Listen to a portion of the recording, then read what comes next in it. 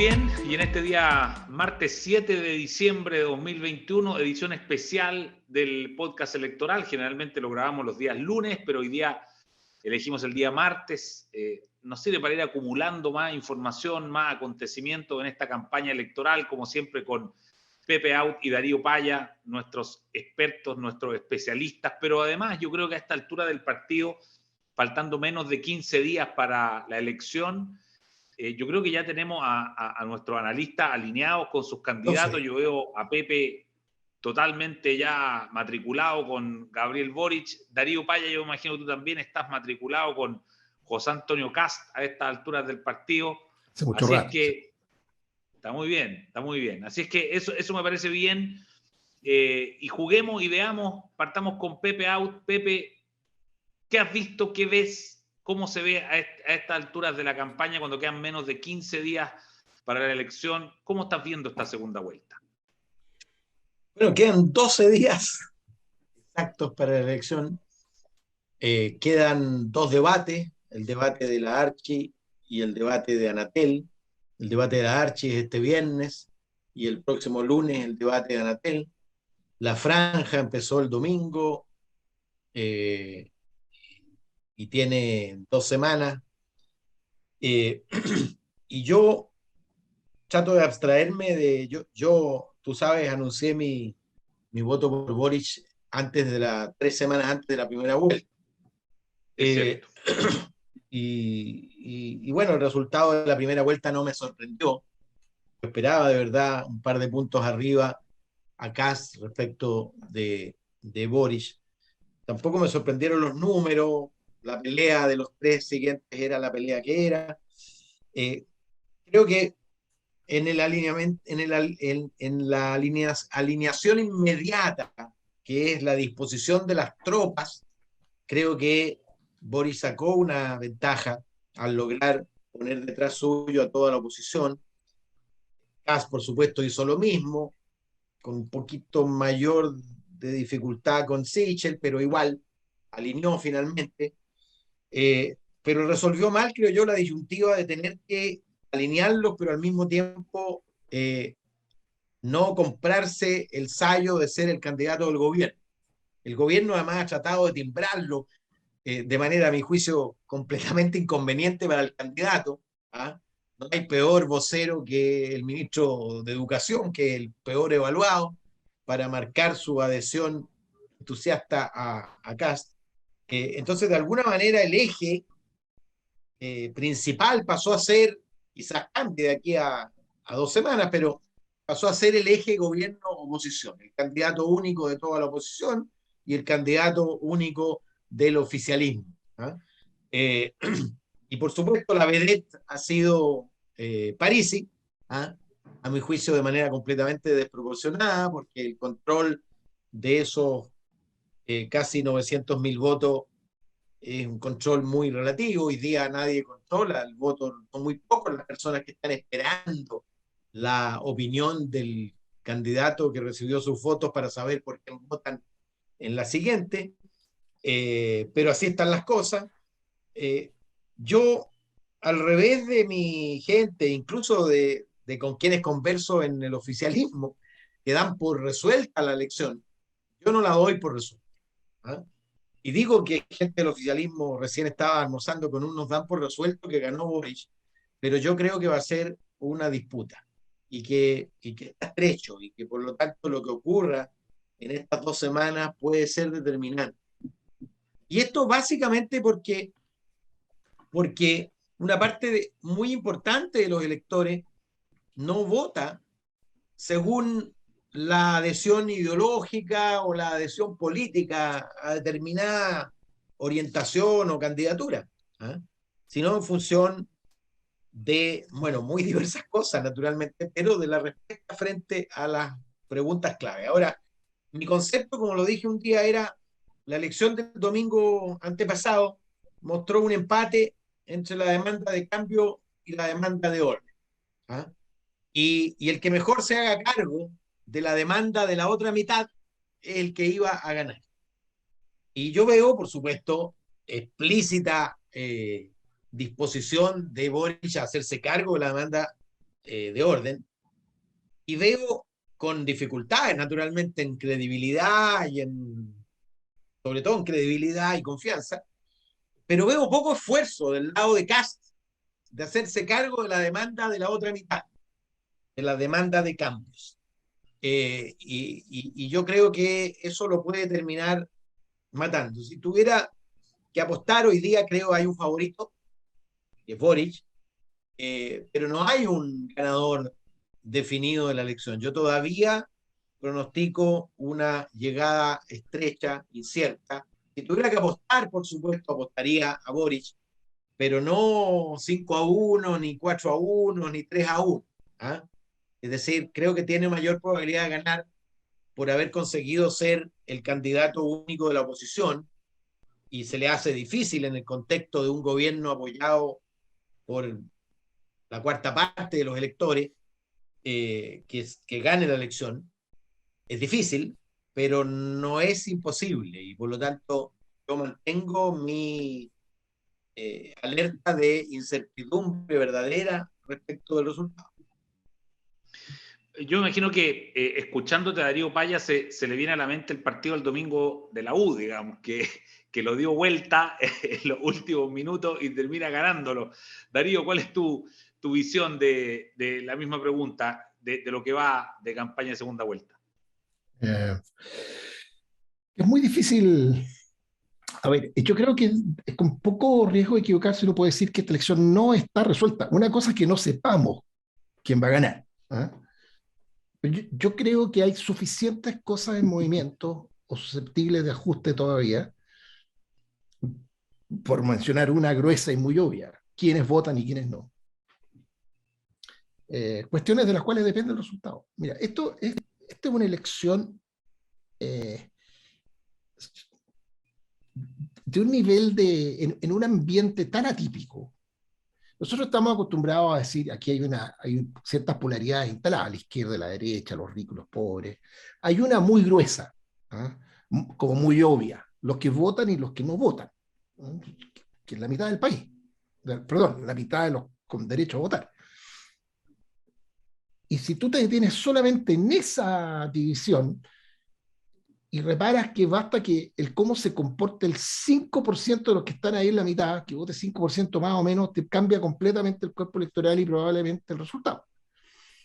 Pero esta es una elección en que, además de esas divisiones más bien tradicionales y esperadas, las mujeres votan muy distinto que los hombres. Siempre ha habido alguna diferencia, pero nada como lo que estamos percibiendo hoy día. Los jóvenes votan muy distinto que los mayores. Siempre ha habido alguna diferencia, pero nada como lo que estamos viendo hoy día.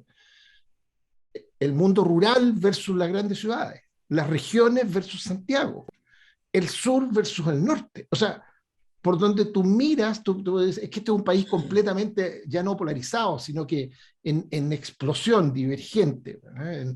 en un montón de dimensiones distintas. ¿Te acuerdas cuando hablábamos de la paradoja del centro? ¿Cuál era el verdadero centro? Bueno, hoy día sucede que hay re poca gente. Entonces, en ese escenario yo miro las campañas. La campaña de Casa tuvo todas las dificultades que ya comentamos hace una semana, y alguna de ellas, todas las asociadas al programa, recién se las están sacando de encima. Yo encuentro que eso fue, lo dije aquí hace 2 semanas, creo, un autogol gigantesco, ¿eh? Enredarse tanto con la pelota. Boric tuvo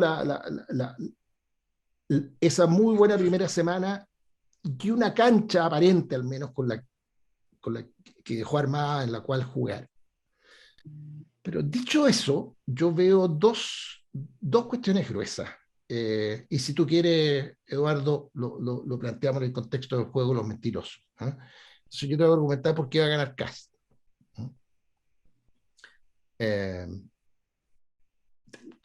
Antes te digo que si ganan Boric, no van a faltar los que digan que el punto de inflexión fue el apoyo de Lago y la entrevista con Francisco anoche. ¿Eh? Yo diría que eso va a ser como los dos hitos. Pero yo te voy a decir por qué podría ganar Kast. Porque yo, en el caso de Gabriel Boric, veo una candidatura, veo un candidato que no se viste igual, que no se peina igual, que no tiene el mismo corte de pelo, no tiene la misma chaqueta, no tiene los mismos lentes, no habla igual, no habla de las mismas cosas, ni dice lo mismo cuando le preguntan por el mismo tema. Es claramente un producto, y todas las candidaturas y todos los candidatos de alguna medida lo son, pero en el caso de Gabriel Boric se le está pidiendo a un porcentaje del electorado que le crea que no es como lo veían hasta antes de ayer, sino que le crean, ni ayer tampoco, sino que le crean que es como es hoy. Y en un montón de cuestiones que para ese elector que está ahí en la mitad, a mí me carga hablar del centro, no son triviales. Se manifestaron de manera muy fuerte en segunda vuelta hace 4 años, le dieron una ventaja muy grande a Piñera en segunda vuelta. Entonces, esta necesidad de que le crean de que es él, además lleno de propuestas que son todas de focus group,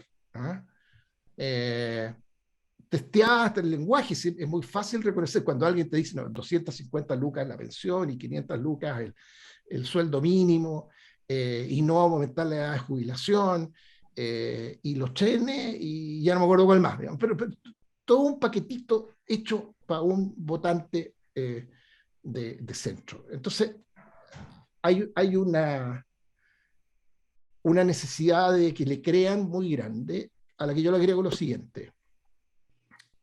El combustible, y esto en elecciones de voto voluntario es crítico, que es el entusiasmo, que es la épica, la razón profunda para votar. Hace muchos meses apuntamos que la razón por la que Sichel se desvaneció es porque no estaba parado en el escenario que existía, que era el escenario constituyente, el escenario de cambio del que hablaba Pepe hace unos minutos. Bueno, esa épica, en el caso de Boric hoy día está submarinada. Está completamente submarinada. No la puede mencionar. Está, no voy a decir suprimida, pero no es su tema. Completamente. No puede, y probablemente no tenga el lenguaje apropiado para expresarla sin revertir al personaje que todos entendemos es. Y en el caso de Kast, yo sí creo que no está completamente despegada, pero es la misma, es el mismo discurso, es la misma oferta, es la misma promesa. Por tanto, esto que Pepe describía como un déficit, la dificultad para ir a representar a la otra mitad, tiene una contraparte, y es que hay un discurso que no es de ahora, que no es de hace 6 meses, que se alimenta de un análisis de lo que ha sido los últimos años de nuestra historia, muy álgida política, que estuvo completamente ausente durante una semana, que comenzó a aparecer y que si despliega vela a las últimas 2 semanas, puede producir unos últimos 12 minutos comparables a los del domingo en la tarde en Rancagua. A los de la U. Sí. Pepe, adelante.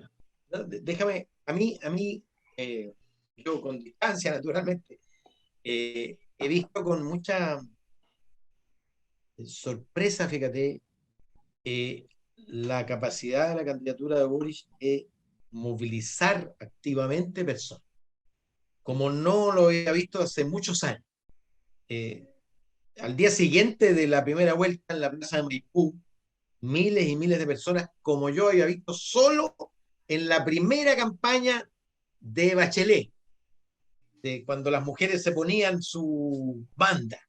He visto convocatorias a voluntariados, he visto a mi familia y cercanos involucrados como no lo hacían hace mucho tiempo en voluntariados para apoderados, etc. Es decir, creo que desde el punto de vista de la movilización de las huestes hay ahí una ventaja muy considerable, porque no veo a Chile Vamos y a sus partidos involucrados activamente, de verdad, comprometidos, porque tampoco parece que ha habido un espacio de acogida, porque Casa Alemán tiene que rehuir el posicionamiento de candidato del gobierno.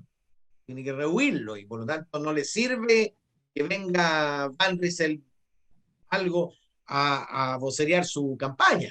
¿Ah? Y por lo tanto, creo yo que hay un diferencial de movilización muy relevante.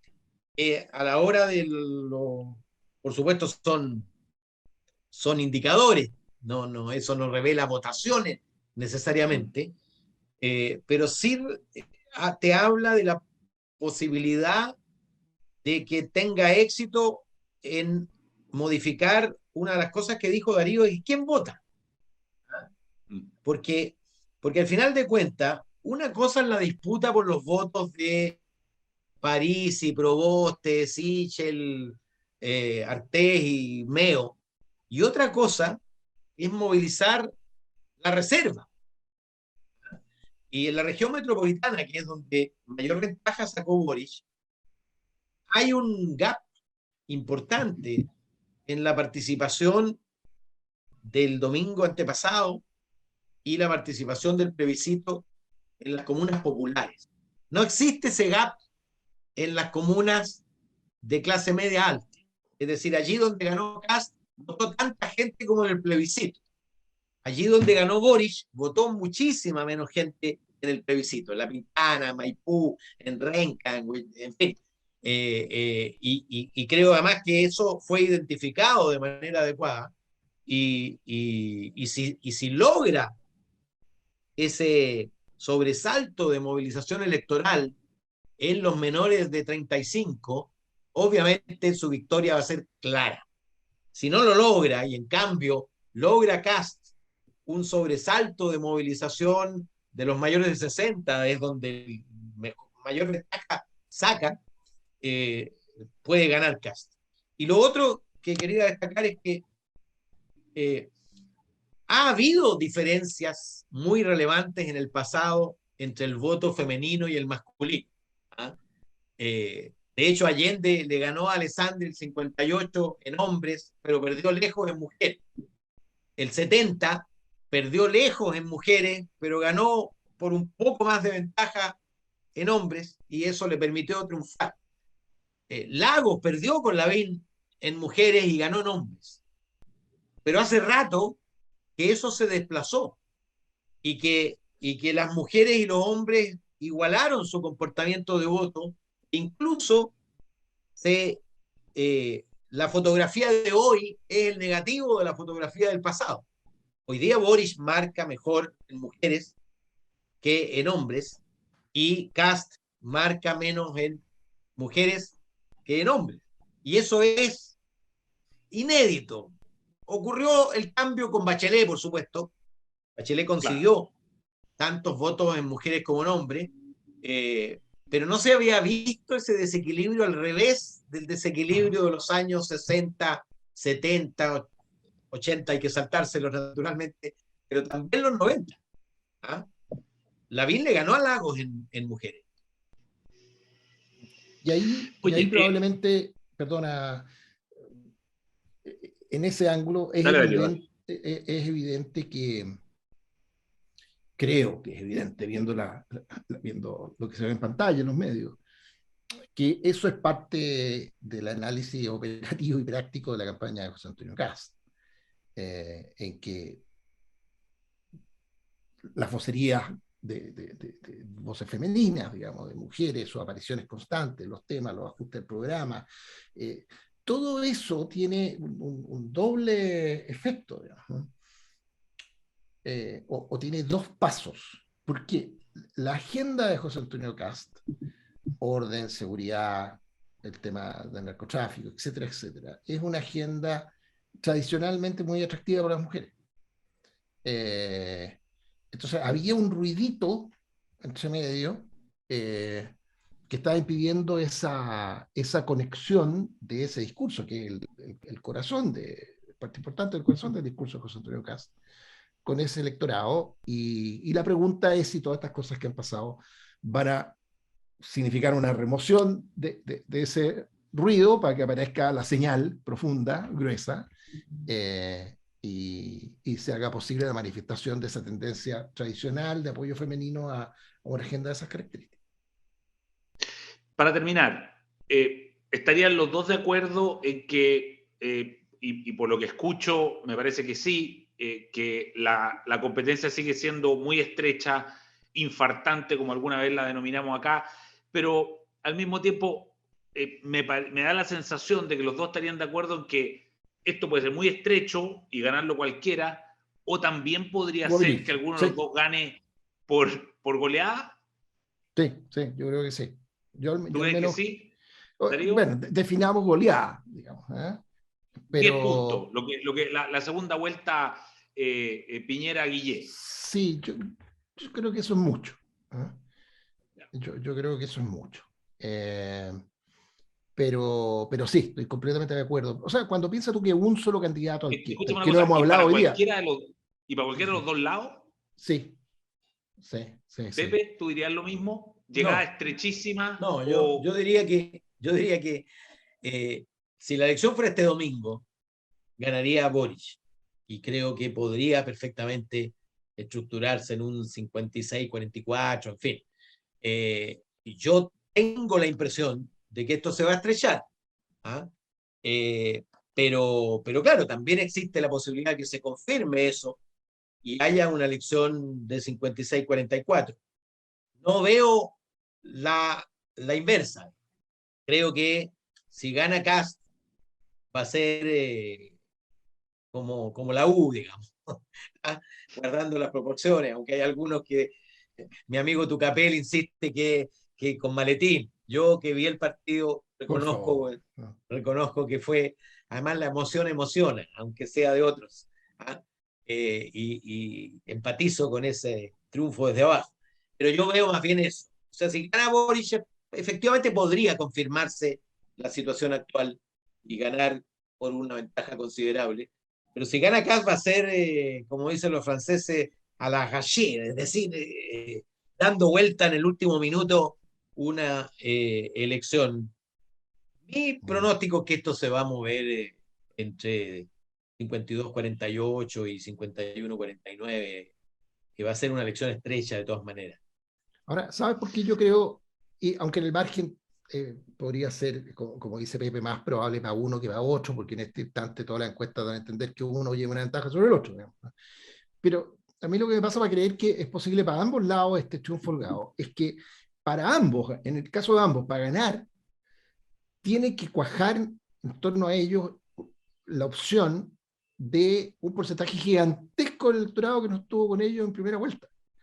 Entonces, lo que hace cuajar al 24, para estar, que es lo que uno necesita para llegar al 49, te puede permitir que cuaje para 30. No sé, explico.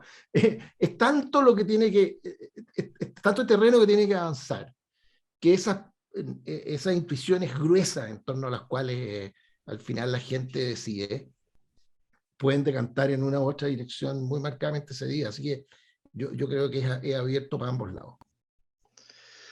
Bueno, interesante. Lo bueno es que la próxima semana ya vamos a estar ahí a tiro de cañón y vamos a tener la posibilidad de hacer el último pronóstico antes de la elección. Así que, como siempre, muy agradecido. Eduardo, entonces tenemos que hacerlo el martes después del debate del lunes. Claro. Así es. Compromiso. Lo hacemos el martes después del debate del lunes. De todas maneras. Eso es clave. Y estamos de acuerdo que este es un debate que efectivamente, como pocos, de verdad, en cualquier elección, en cualquier parte, pueden decidir esta elección. Absolutamente, incidente. Sí.